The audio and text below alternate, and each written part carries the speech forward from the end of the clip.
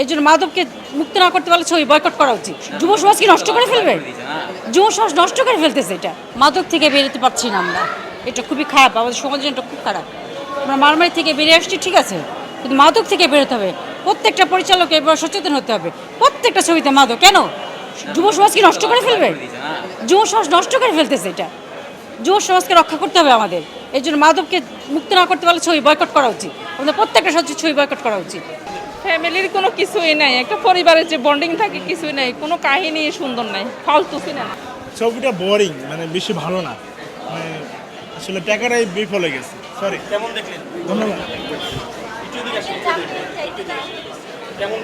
ভালোই লাগছে, বাট এখানে ফ্যামিলি বন্ডিং তেমন একটা বেশি নাই মোটামুটি। জি বলেন। আলহামদুলিল্লাহ, খুব সুন্দর, ভালো লাগছে, সুপারহিট। অ্যাভারেজ 100-তে 101 দেওয়া যেত, নেক্সট ফিল্মের জন্য 100-তে 1 রেখে দিলাম। অসাধারণ একটা ছবি, রকস্টার লাইফে যেরকমটা হওয়ার কথা ঠিক সেরকমই এসেছে, মানে যা ভেবেছিলাম তার থেকে বেটার পেয়েছে।